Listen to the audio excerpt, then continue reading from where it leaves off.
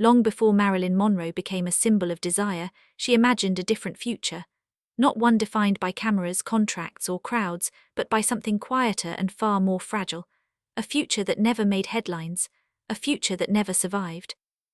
The public learned to see Marilyn as eternal youth, eternal availability, eternal fantasy. What they never learned was how deeply she wanted to disappear into an ordinary role she could never audition for publicly. Motherhood was not a rumor or a fantasy imposed later by biographers. It was a private hope that followed her long before fame hardened around her. As her career accelerated, her body became a workplace. Schedules, diets, medications, expectations, all imposed with ruthless efficiency. Hollywood did not treat pregnancy as a possibility, it treated it as a threat.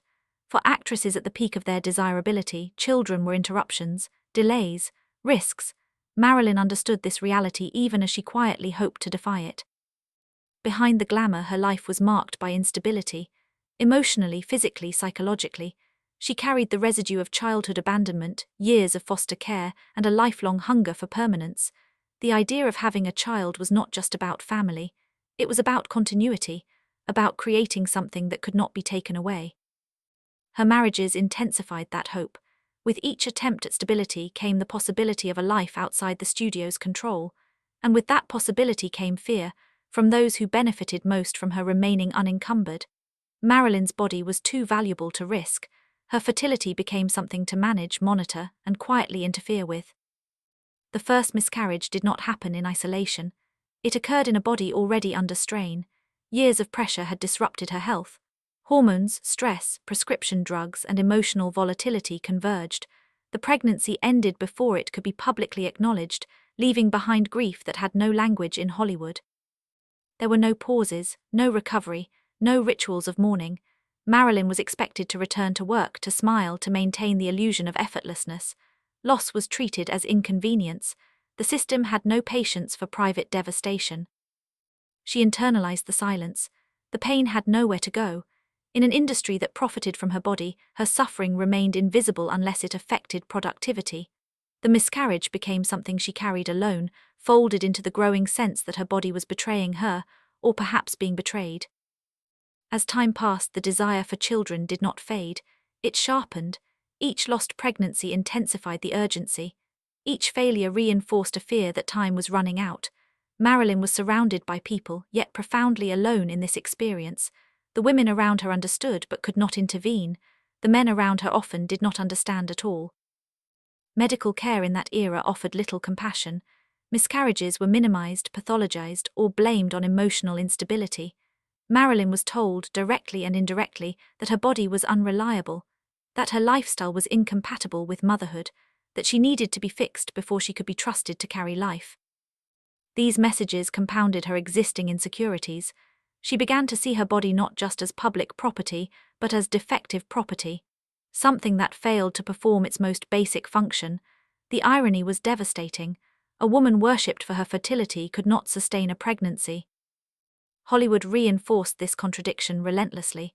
Her image grew more sexualized even as her personal longing became more maternal. The gap between who she was expected to be and who she wanted to be widened dangerously. Every miscarriage deepened that fracture.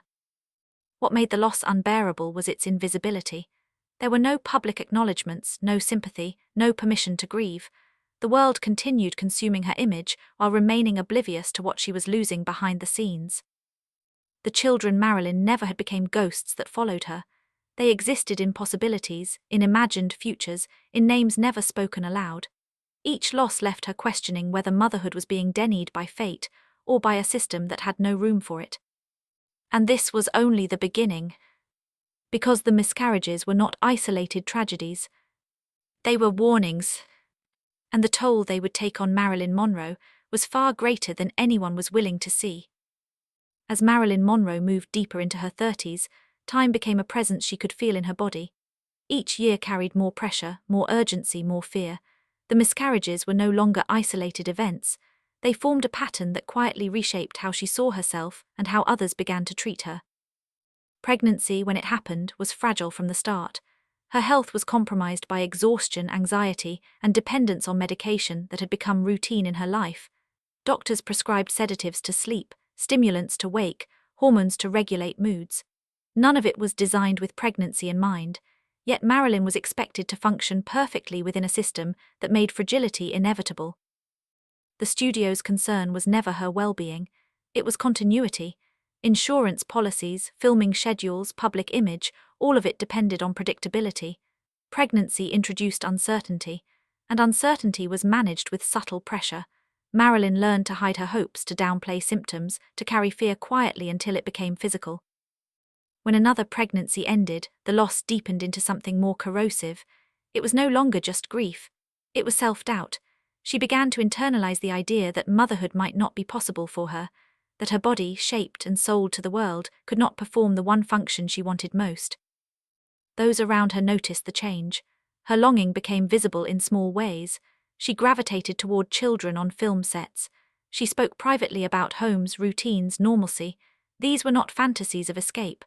They were attempts to anchor herself in something stable, something human. Instead, her life remained in constant motion. Travel, filming, press, expectations. There was never time to heal. Each miscarriage was followed by work. Each loss was swallowed by obligation. The emotional weight accumulated without release, and it began to fracture her from within. Marilyn's relationships suffered under this strain. The desire for children created tension where partners could not meet her emotionally or practically.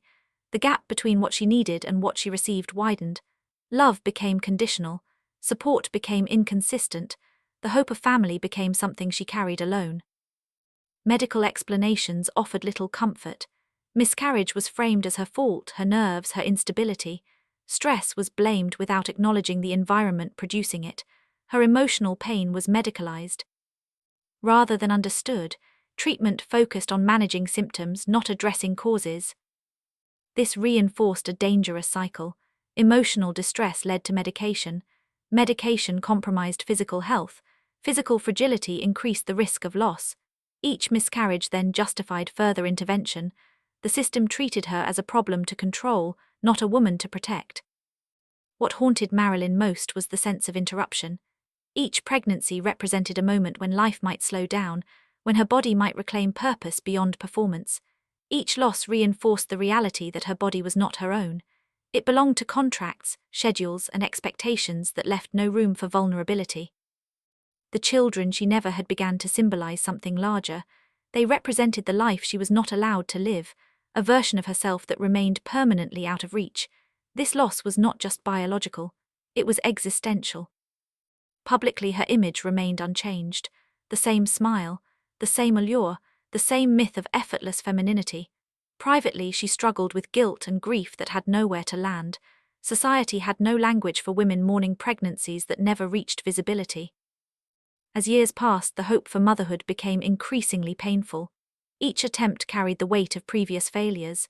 Each loss confirmed a fear she could barely articulate, that her body had been pushed too far, that time had been stolen from her, that something essential had been taken and could not be returned. The miscarriages also deepened her sense of being unfinished, as if her life was missing an anchor. Fame could not substitute what she had lost, success could not console her, the absence remained constant, unfillable. And while the world continued to project fantasies onto her, Marilyn lived with a private truth that shaped every decision she made afterward. She was not just grieving children she never had. She was grieving a life she was never allowed to build. And the damage was far from over. By the late 1950s, the miscarriages had stopped being moments and had become a shadow.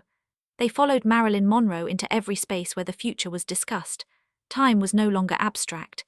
It was counted in failed pregnancies, medical warnings, and the growing fear that her body was closing its doors. Each new relationship carried unspoken expectations. Marilyn was no longer young enough to imagine endless chances. Motherhood felt urgent, yet increasingly unattainable. This tension shaped her emotional life profoundly. Hope and dread coexisted, feeding her anxiety and deepening her dependence on reassurance that never lasted. The medical language surrounding her grew harsher. Doctors spoke of complications, risks, emotional instability. The tone shifted from support to caution. Pregnancy was framed as dangerous, for her health, for her career, for everyone involved. What was never addressed was the environment that made danger inevitable. Hollywood's demands did not ease with age. If anything, they intensified. Marilyn was expected to maintain the illusion of youth while carrying the physical and emotional toll of years of strain. Her body was asked to perform contradictory roles: fertile symbol and controlled asset, sensual fantasy and disciplined machine. The miscarriages left marks that could not be hidden. Fatigue lingered, depression deepened, her sense of self eroded under the weight of repeated loss. Each pregnancy that ended reinforced a belief that something was fundamentally wrong with her. This belief did more damage than any diagnosis. She began to speak less about children, not because the desire had faded, but because the pain had become too sharp to articulate. Silence replaced hope. The absence of possibility became something she carried quietly, like a private failure. The psychological impact was profound. Marilyn's fear of abandonment intensified. The idea that she might never create a family of her own reopened wounds from childhood. Foster homes, instability, loss. Motherhood had represented healing. Without it, those wounds remained exposed. Her increasing reliance on medication was not incidental. It was a response to an unlivable contradiction. She was expected to radiate vitality while grieving invisibly, to be emotionally available to audiences while emotionally depleted in private. The drugs dulled the edges, but also weakened her. The miscarriages also altered how she perceived intimacy.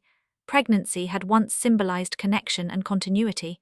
After repeated loss, it became a source of fear. Her body was no longer a place of possibility, but of risk. This eroded trust in herself and in others. As her life became more chaotic, outsiders interpreted her behavior through a familiar lens. Instability, fragility, decline. Rarely did anyone connect these narratives to the cumulative trauma of loss. Miscarriage remained an invisible grief, even as it shaped every aspect of her life. What made this invisibility cruel was its isolation. Marilyn was surrounded by people, yet profoundly alone in her mourning. Society did not grant legitimacy to grief without a visible child. There were no rituals, no collective acknowledgement, no permission to pause. The children she never had became symbols of everything unresolved. They represented safety she never found, permanence she never achieved, and love that was never allowed to grow. Their absence haunted her decisions and deepened her despair. As the 1960s approached, Marilyn's sense of time narrowed. The future felt fragile. Possibilities felt finite. Each year that passed without a child confirmed her worst fear, that motherhood had been quietly taken from her not by choice but by circumstance and control. The miscarriages had reshaped her identity in ways the public could not see.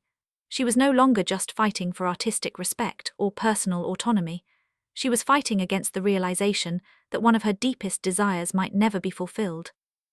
And this realization did something dangerous. It stripped her of hope. Without the possibility of children, the future felt emptier, success felt hollow, survival felt less meaningful. The losses accumulated into a grief that touched everything. By the time Marilyn entered the final phase of her life, the question was no longer whether she would become a mother. It was whether she could continue living with the absence of that future. And that question would have devastating consequences. By the early 1960s, the absence left by Marilyn Monroe's miscarriages had become permanent. It was no longer something she actively mourned. It was something she lived inside. The possibility of motherhood, once fragile but alive, had quietly disappeared, leaving behind a future that felt sealed off. What remained was not acceptance, but resignation. Marilyn understood that time had moved beyond her in ways she could not reverse. Her body had endured too much strain. Her life allowed too little stability. The conditions required for motherhood had never truly existed for her, despite her longing.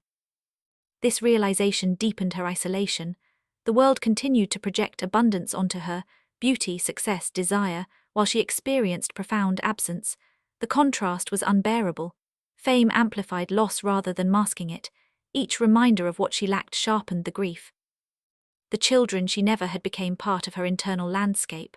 They existed in imagined routines, quiet mornings, unfulfilled roles. They were not fantasies of escape, but symbols of grounding. Without them, Marilyn struggled to find permanence in a life defined by transience. Her mental health deteriorated under the cumulative weight of grief, exhaustion, and unrelenting expectation. Miscarriage had never been treated as trauma. It had been dismissed, minimized, absorbed into productivity demands. The emotional damage was never addressed, only managed. The medications that once offered relief became dependencies. Sleep and wakefulness required chemical assistance. Emotional pain was numbed rather than processed. This further compromised her sense of agency, reinforcing the feeling that her body was no longer her own. The public narrative around Marilyn hardened during this time.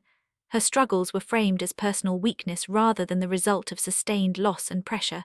Her desire for children was rarely mentioned. When it was often romanticized or dismissed.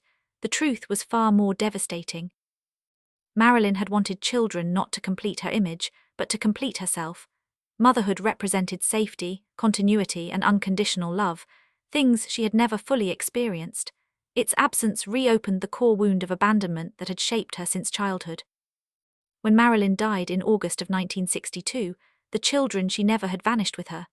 Their absence remained unspoken in most accounts of her life. Her death was analyzed through scandal, mystery, and speculation, while one of her deepest losses remained largely ignored. History remembered her beauty, her vulnerability, her fame. It rarely acknowledged her grief. The miscarriages were footnotes at best, despite their profound impact on her psychological and emotional state. The story was easier to tell without them. But to understand Marilyn Monroe fully, this absence cannot be ignored. The woman the world consumed was also a woman who carried repeated loss without recognition, who wanted a life beyond performance, who dreamed of being known not just as an image, but as a mother. The tragedy of Marilyn Monroe is not only how she died, but how she lived without what she wanted most. The children she never had shaped her final years as deeply as any scandal or success.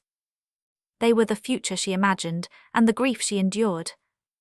And in the end they remained unseen, just like so much of her pain. That is the story history rarely tells. And it is the loss that never left her,